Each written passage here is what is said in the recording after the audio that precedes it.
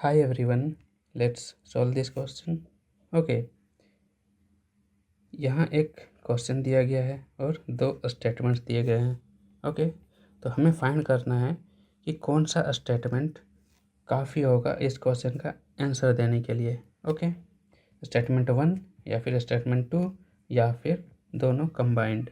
Okay, तो चलो देखते हैं कि क्वेश्चन क्या कहता है. Okay, a certain amount was distributed among x, y and z.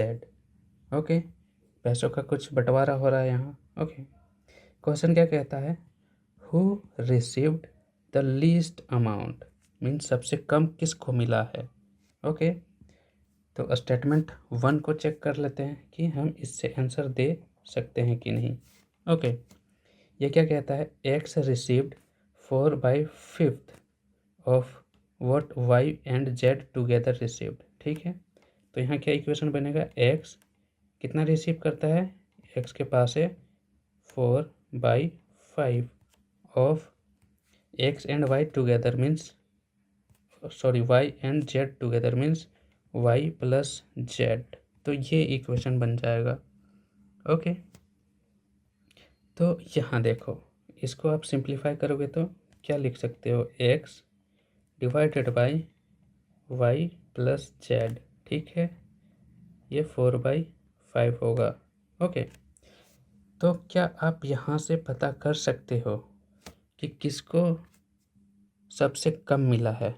नहीं, क्यों, यहाँ तो अब एक्स को तो साफ दिख रहा है कि वो 4 पार्ट मिला है.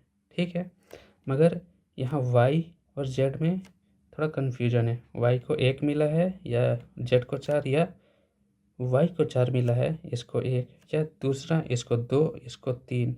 मीन्स इधर कोई श्योरिटी नहीं है. ओके, तो यहाँ मीन्स ओनली फर्स्ट स्टेटमेंट से हम क्वेश्चन का आंसर नहीं दे सकते.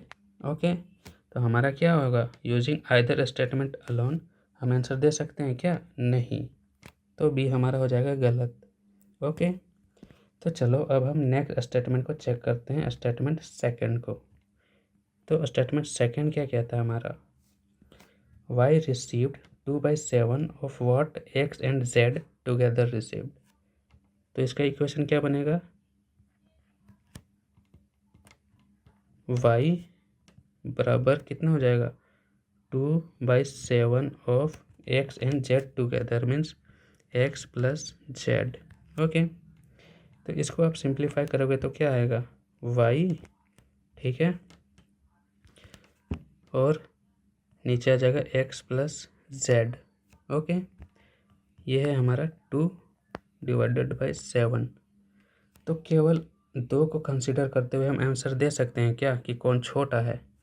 तो देखो नहीं, क्यों, क्योंकि यहाँ y का तो 2 वैल्यूज़ पता चल रहा है, मगर x का 1 और z का 6 भी हो सकता है, या z का कितना हो सकता है, z का और कोई भी वैल्यू हो सकता है. ठीक है, मीन्स 6 ये हो सकता है, ये 1 हो सकता है.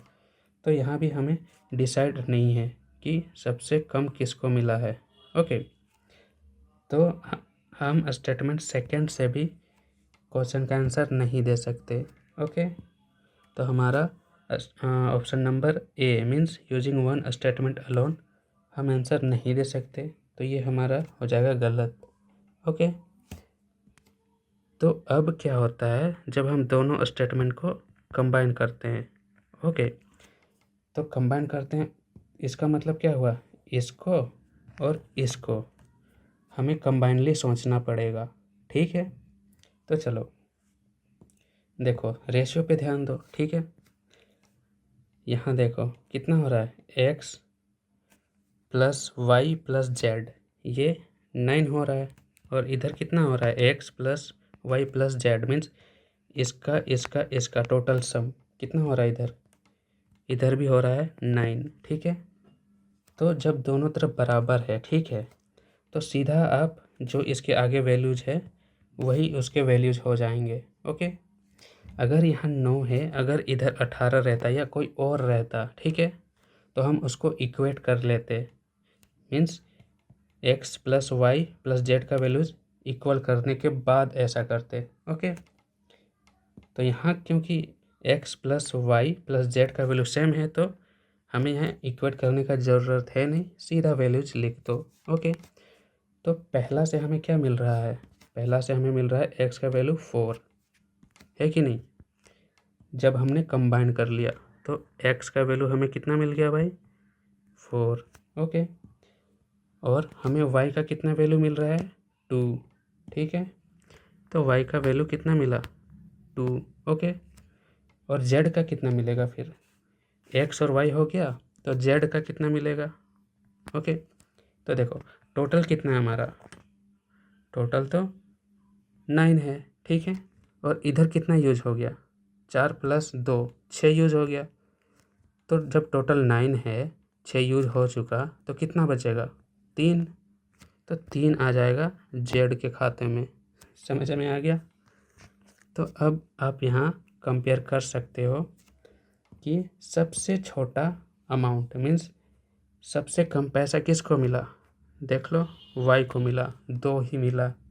ओके, तो हमें आंसर कब मिला? जब हमने एक स्टेटमेंट और 2 स्टेटमेंट दोनों को कंबाइन कर लिया।